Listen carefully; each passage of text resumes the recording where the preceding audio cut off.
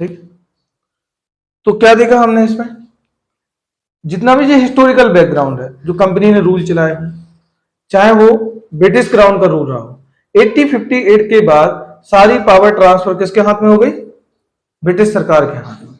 यहाँ पे बहुत सारे चेंजेस हुए, बहुत सारी चीजों को बदलाव किया गया, ये सब चीजें की गई। लेकिन इस पोर्शन को, जो हिस्टोरिकल बैकग्राउंड है, ये वाला जो पोर्शन मैं बता रहा हूं, ये पोर्शन आपको सीडीएस, एनडीए या फिर जो और भी एग्जाम है उसमें नहीं आता। स्टेट सिविल सर्विस से भी इसको हटा दिया है अपने जो एमपीपीएससी के फ्री से। इसलिए इंपोर्टेंट ये है कि जब आप पढ़ो तो पहले सिलेबस को हाथ में रखो और फिर ये डिसाइड करो कि हमें पढ़ना कितना है। पढ़ने को तो बहुत सारा है, पढ़ते रहोगे क्या, सिलेक्टेड पढ़ो और फिर एग्जाम दो, वहीं से क्वेश्चन घूमेगा आसपास। ठीक है, हम करते हैं टॉपिक को स्टार्ट। अब आप लोग लिखना स्टार्ट करना और चीजों को समझना ज्यादा है लिखने से ज्यादा, क्योंकि आप जितना समझोगे, मैं पहले ही बोला आर्टिकल में आपको समझा चुका हूं, ये चीजें आपको बता चुका हूं, अगर ये चीजें हो जाएंगी आपकी तो ये अच्छे से बन जाएगा आपसे। ठीक है, अब हम यहाँ जो स्टार्ट करेंगे टॉपिक, यहाँ पे डाल लो heading, making of the constitution. Heading क्या है, मेकिंग ऑफ द कॉन्स्टिट्यूशन, संविधान का निर्माण। क्या है, डायरेक्ट, संविधान का निर्माण।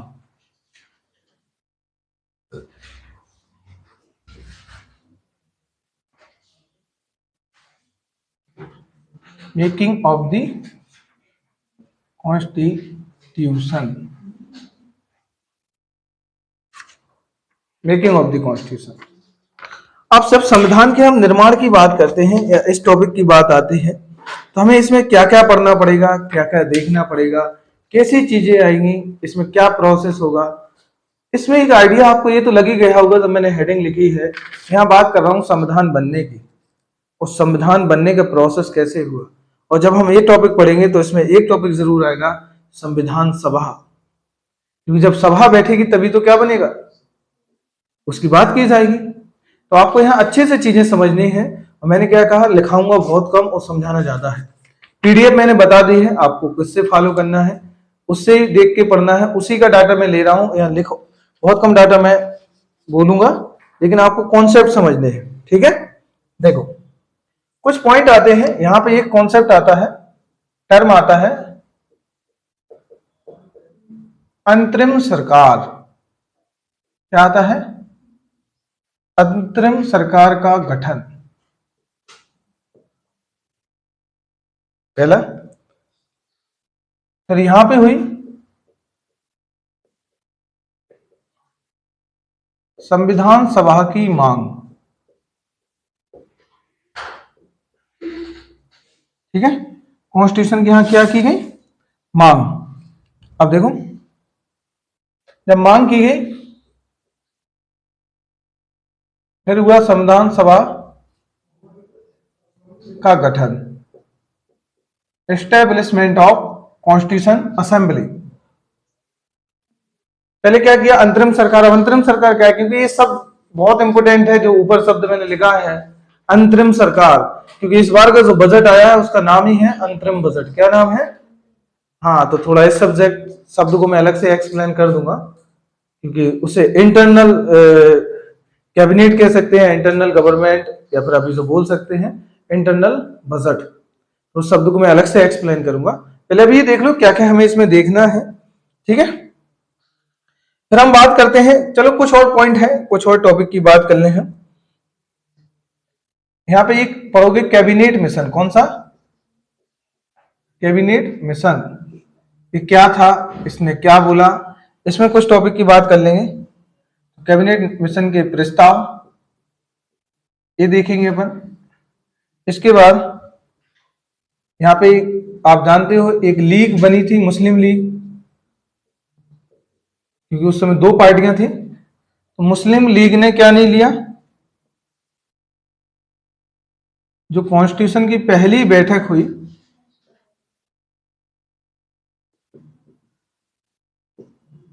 हिस्सा नहीं लिया।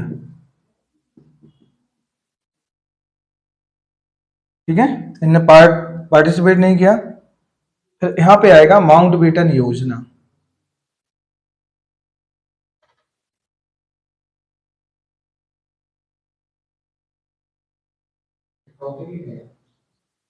अभी बता रहा है, एक एक टर्म पे ही बात करूंगा।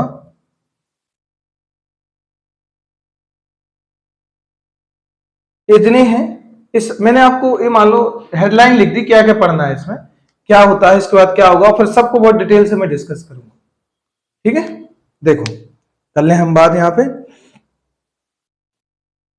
सबसे पहले यहां आता है कि ये तो ठीक है, यहां पे कुछ बातें आती हैं, और सबसे पहले यहां पे बात चलती है कि जब यहां पे हम बात कर रहे हैं कि संविधान के निर्माण की, कॉन्स्टिट्यूशन बनाने की, तो सबसे पहले संविधान के निर्माण की जो बात करेंगे या संविधान को बनाने की, तो इसको बनाने का काम कौन करेगी? संविधान सभा। कौन करेगी बेटा? संविधान सभा बात करेगी। देखो यहां समझो, संविधान सभा। अब संविधान जब लोग बैठेंगे, एक असेंबली बैठेगी, कॉन्स्टिट्यूशन असेंबली, तभी तो उस पर डिस्कशन होगा, तभी जाके मेकिंग ऑफ कॉन्स्टिट्यूशन होगा। तो इसका सबसे पहला विचार किसने दिया था? क्वेश्चन आता है कि संविधान सभा का सबसे पहले विचार ऐसा किसने बोला था कि हमें संविधान सभा की क्या है, जरूरत है? ये कहा था स्वराज्य पार्टी ने। किसने बोला था? स्वराज्य पार्टी। तो लिख लो यहां, संविधान सभा का विचार पहली बार ये आया 1924 में, स्वराज पार्टी ने दिया। स्वराज पार्टी ने द्वारा किया गया था, स्वराज पार्टी के द्वारा किया गया। उनने ये विचार यहां दिया कि संविधान सभा की उनने मांग की, यहां पे प्रस्ताव रखा, विचार रखा कि खुद का क्या बनाई जाए संविधान सभा। तभी हम जाके इस पे क्या करेंगे? डिस्कशन करेंगे, बहस करेंगे, तब जाके खुद का संविधान होगा। चलो जल्दी से बताओ, स्वराज पार्टी बनी कब थी, और ये बनाने के पीछे रीजन क्या था, और कौन इसका एस्टेब्लिशर या फाउंडर था? कौन बताएगा? किसी को याद है? 1923 कब बनी स्वराज पार्टी? 1923 में स्वराज पार्टी बनी, और इसके जो थे आपके जवाहरलाल नेहरू के पिताजी थे मोतीलाल नेहरू, और चित्तरंजन दास, CR दास, उनके द्वारा इस पार्टी का क्या किया गया था? गठन किया गया था। और इसका रीजन था इसके पीछे गठन करने के कि कांग्रेस से मतभेद हो गया था। क्या हो गया था? क्योंकि उस समय सबसे बड़ी पार्टी कौन सी थी? कांग्रेस। और कांग्रेस से क्या हो गया था? इनका मतभेद। मतभेद होने के उसी के वजह से मोतीलाल नेहरू ने, जो जवाहरलाल नेहरू के पिताजी हैं, मतलब तो उनने क्या किया था, यहाँ पे अलग से पार्टी का विचार रखा है, अलग से पार्टी बना दी, और जिसका नाम रखा स्वराज पार्टी। ये स्वराज की बात करेगी। और ऐसे करके इनने सबसे पहले विचार दिया 1924 में, किस चीज का? कि खुद की क्या बननी चाहिए? संविधान सभा बननी चाहिए। तो क्वेश्चन जब आपसे पूछा जाएगा कैसा, कि पहली बार संविधान सभा की बात या विचार या प्रस्ताव किसने रखा था, तो किसने रखा था? स्वराज पार्टी ने, ये पार्टी ने रखा था।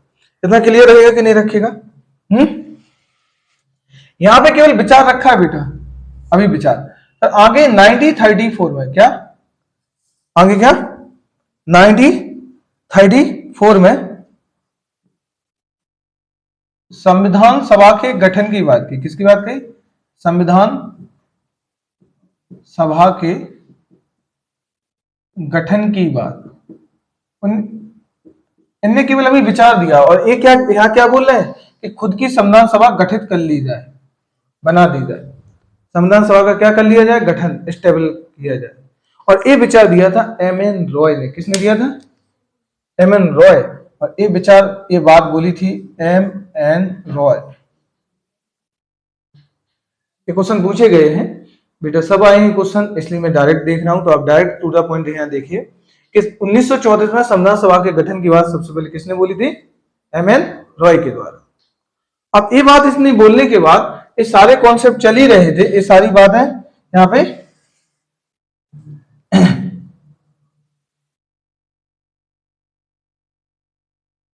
फिर ये सारी बातें यहां पे चली रही थी, ये सारे कॉन्सेप्ट चल रहे थे। फिर यहां पे जब 1900 बात है, आपको याद होगा कि सेकंड वर्ल्ड वॉर कब स्टार्ट हो गया था? 1930, 1939 को, दूसरा वाला, सेकंड वाला वर्ल्ड वॉर।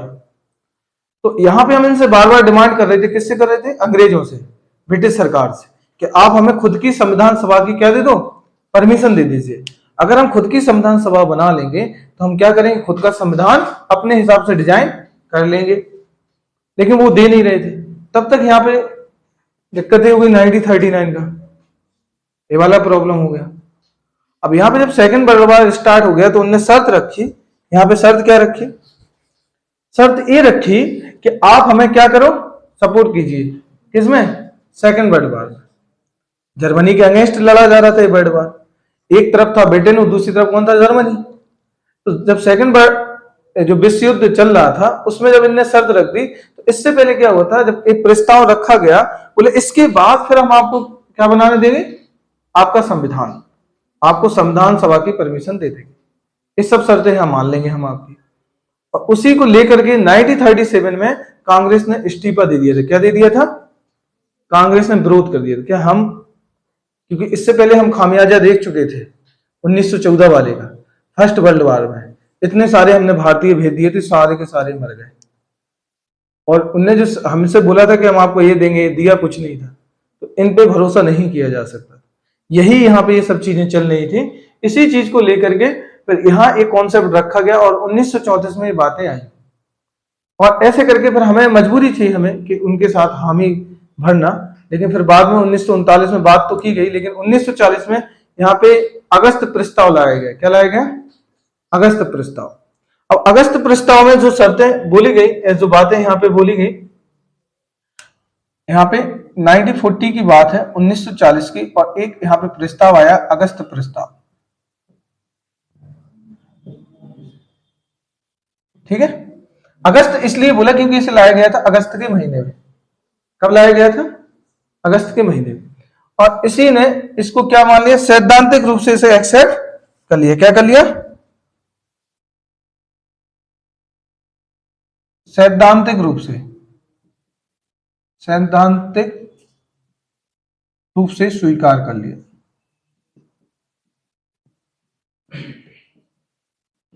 किसको स्वीकार कर लिया?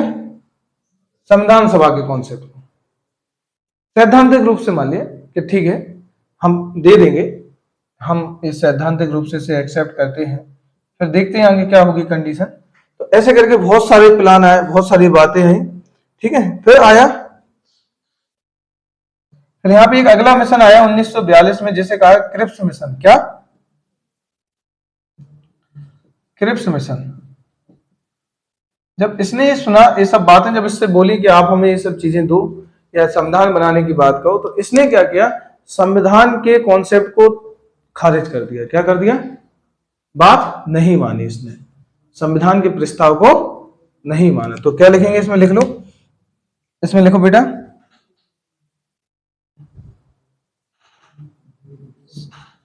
बस थोड़ा थोड़ा देखना है, ज्यादा नहीं। संविधान के प्रस्ताव को, संविधान का प्रस्ताव खारिज कर दिया।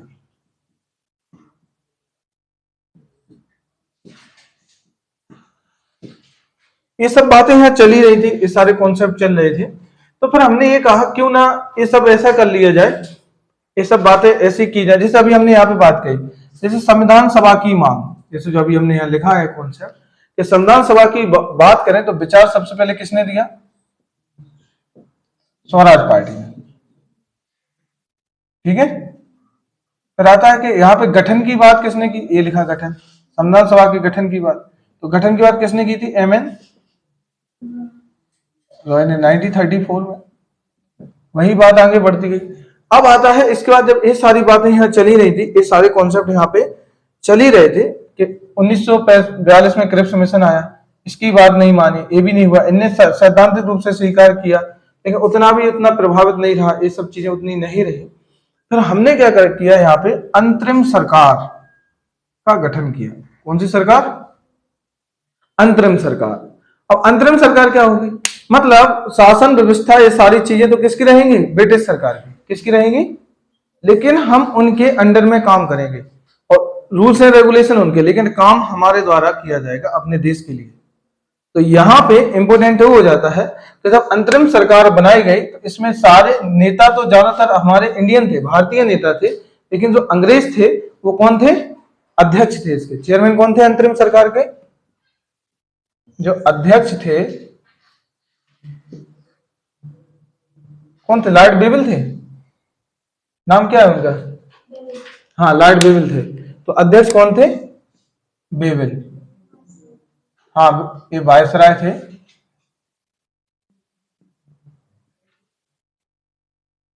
लॉर्ड बेविल। तो ये बने इसके चेयरमैन अंतरिम सरकार के। क्वेश्चन ये आता है कि उपाध्यक्ष कौन बना था? तो जवाहरलाल नेहरू। जवाहरलाल नेहरू इसके उपाध्यक्ष बनाए गए अंतरिम सरकार। और अंतरिम सरकार का गठन जो हुआ था वो बेटा हुआ था 1946। कब हुआ? 1946। अब वही बात आ गई कैबिनेट मिशन। कैबिनेट मिशन आया था 1946 में। और जब कैबिनेट मिशन 1946 में आया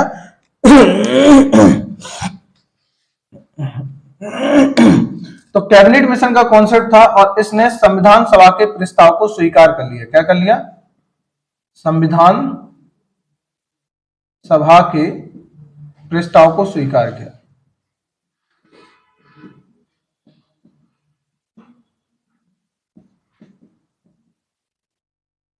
क्वेश्चन आएगा किसने संविधान सभा के प्रस्ताव को स्वीकार किया? तो आंसर क्या देंगे? कैबिनेट मिशन ने। लेकिन यहां पे आप जानते हो बेटा, यहां पे कुछ पार्टियां थी या कुछ लोग थे, क्योंकि यहां पे जो टोटल सीट थी जो हमारा चुनाव होना था वो समझो 389 सीट पर। कितनी सीटों पर? 389 सीटों पर। अब जिसमें कुछ पार्टियां थी, जैसे 296 जो सीटें थी वो ब्रिटिश प्रांत की थी। किसकी थी? ब्रिटिश प्रांत। ब्रिटिश प्रांत का मतलब है कि जहां पे अंग्रेजों का शासन था, थे भारतीय राजा। और इसी में से कुछ सीटें बात कर लें, 4 सीटें जो थी वो थी कमिश्नरी। कौन सी? कमिश्नरी। ठीक है। फिर बात करें यहां पे 93 जो थी वो थी देसी रियासत। क्या थी? देसी रियासत। मतलब उस समय जो सीटों पे इलेक्शन होना था, अभी बेटा इसमें याद रखना, इसमें पाकिस्तान अभी शामिल है, क्योंकि पाकिस्तान का बंटवारा नहीं हुआ है अभी 47 में हम नहीं पहुंचे। 389 सीटें क्वेश्चन आ चुके हैं सब कि उस समय कितनी ब्रिटिश सीटें थी, कितनी कमिश्नरी सीटें और कितनी देसी रियासतें सीटें थी। अब देसी रियासत का मतलब क्या हो गया? देसी राजा। जैसे कि अपने मध्य प्रदेश में यहां अगर देखें तो ग्वालियर क्षेत्र में कौन होंगे? सिंधिया होंगे। अगर इंदौर क्षेत्र में देखें तो कौन होंगे? होलकर रियासत होगी। यहाँ सिंधिया रियासत हो गई। यहाँ पे जहां अपन बैठे तो बुंदेला रियासत हो जाएगी। ऐसे करके अलग अलग क्षेत्रों में रियासतें थी। और ऐसे टोटल जो, अब कुछ लोग 4-5 राजा मिलकर के एक सीट पे क्षेत्र में थे, अब जहां छोटी छोटी रियासतें थी, तो ऐसे टोटल 93 सीटें थी। अब सबको एक मंच पे इलेक्शन कराना पॉसिबिलिटी नहीं थी, इतने ज्यादा चांस नहीं थे हमारे सामने। तो यहीं पे ये बात होती है कि जो इलेक्शन होता है, जैसे 296 पे यहाँ पे 4 और यहाँ पे जो देसी राजा को दी कितनी सीटें? 93 सीटें। अब यही बात आपको यहां समझना है अच्छे से। यहां पे क्या हुआ? इनका इलेक्शन हुआ और इलेक्शन हो भी जाता है, ये बात यहां पे डिसाइड भी होती है। अब यहां ध्यान से एक चीज समझना है आपको कि देखो, कैबिनेट मिशन ने संविधान सभा के प्रस्ताव को स्वीकार कर लिया, 389 सीटों पे इलेक्शन हो गया, ये चुन लिए गए 296, 4 और 93। अब यहाँ पे प्रॉब्लम जो आती है, जो यहाँ पे मेन बात आती है कि इनका इलेक्शन प्रोसेस, जो चुनाव प्रोसेस होगा वो किस प्रकार से होगा, या किस कैसे इनका चुनाव किया जाएगा। तो यहाँ पे इनका इलेक्शन प्रोसेस रखा अप्रत्यक्ष। कैसे रखा? अप्रत्यक्ष निर्वाचन। प्रत्यक्ष निर्वाचन। इनको इनडायरेक्टली चुना जाए, क्योंकि डायरेक्टली बेटा चुन पाना इतनी पॉसिबिलिटी नहीं थी, इतना चांस नहीं था। इलेक्शन कराने की कंडीशन में थे क्या हम उस समय कि इलेक्शन करा सके हम? इतने चांस तो थे नहीं।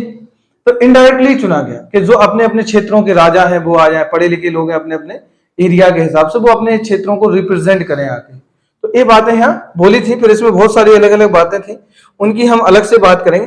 एक बेसिक सा डाटा यहाँ पे जो रखा गया वो 10 लाख के ऊपर एक सीट रखी गई।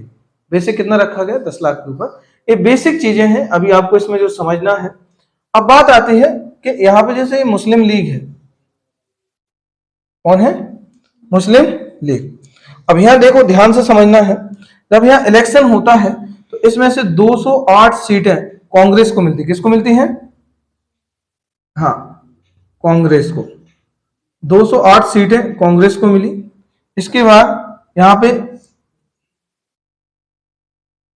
73 सीटें मुस्लिम लीग को मिली, मुस्लिम लीग। ठीक है। इसके बाद फिर हम बात करें अदर को, अन्य को 15 सीटें मिली, 15 सीटें मिली। फिर अगर हम बात करें रियासतें, रियासत कितनी थी बेटा? 93। ये रियासत इतनी ही रहेगी। अब यहां ध्यान से आपको यह समझना है कि 208 ये हो गई, 73 है, 15 है, 93 रियासत है। यहां पे कुछ अब हम बात कर लें, ये लिख गया ना सबका ये वाला, देखो इसको मैं रब कर रहा हूं। अब यहां ये समझना है आपको, यहां देखना अच्छे से। हुआ क्या कि अब आता है यहां पे पहली बैठक का हिस्सा नहीं, तो संविधान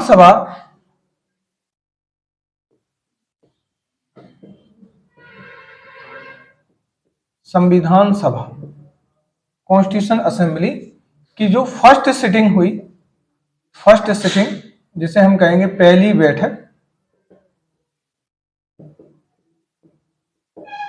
क्योंकि देखो मांग को स्वीकार कर लिया था हमारी संविधान सभा के, इलेक्शन भी हो गए, इनडायरेक्टली चुन भी लिया गया, चुनने के बाद, इनडायरेक्टली चुनने के बाद, ये सब चीजें होने के बाद, और जब पहली सिटिंग हुई तो पहली सिटिंग हुई कितना? 9 दिसंबर 1946 को।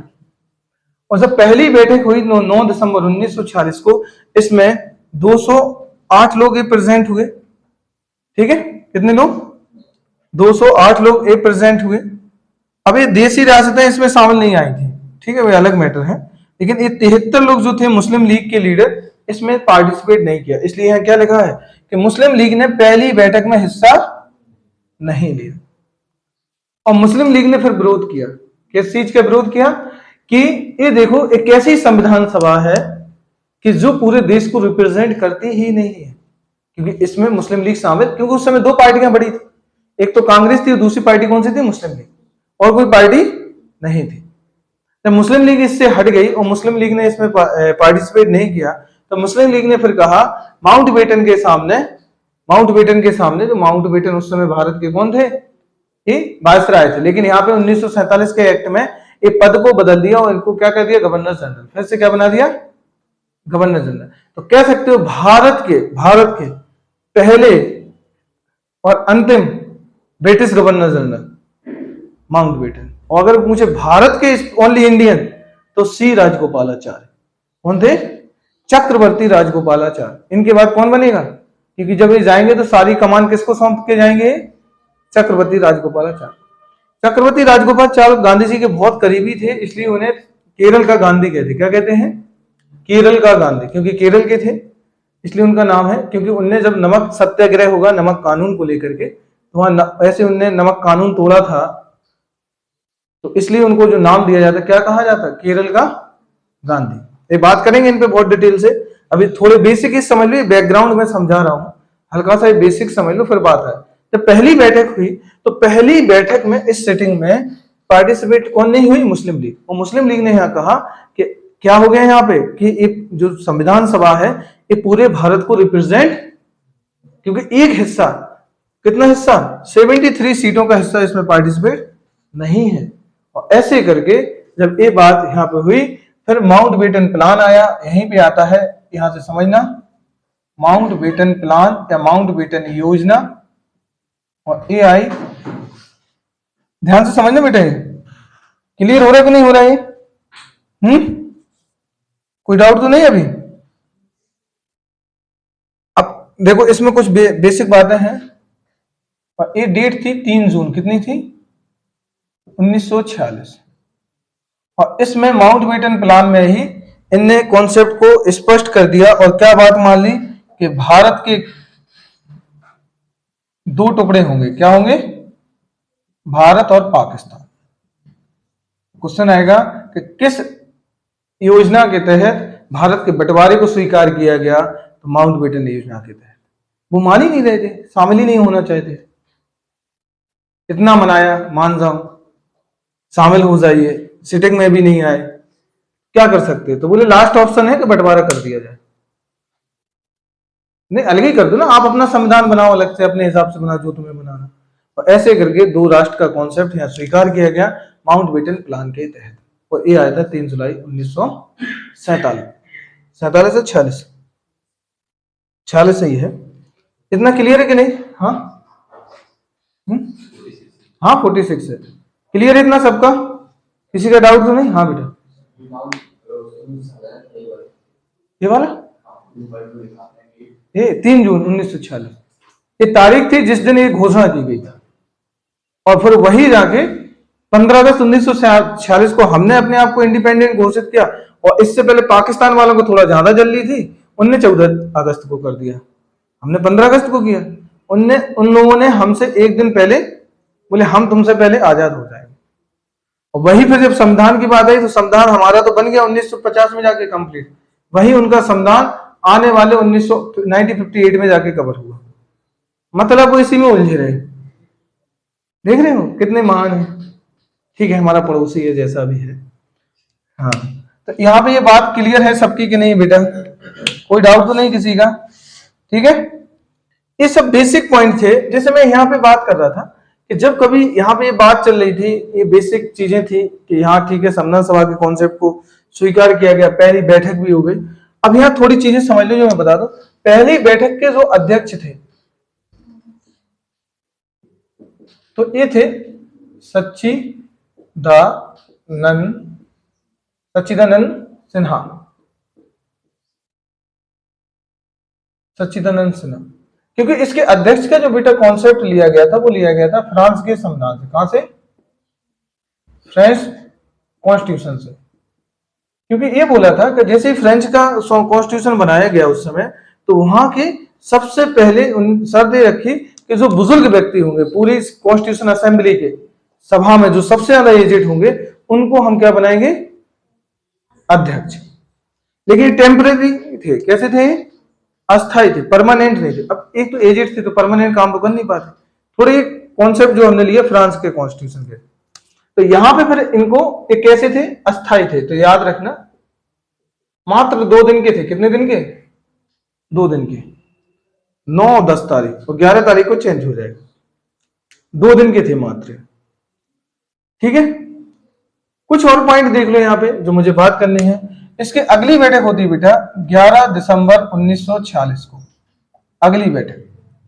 और यहां पे जो अध्यक्षता करेंगे, चेयरमैन होंगे, जो भारत के पहले राष्ट्रपति हैं, डॉक्टर राजेंद्र प्रसाद।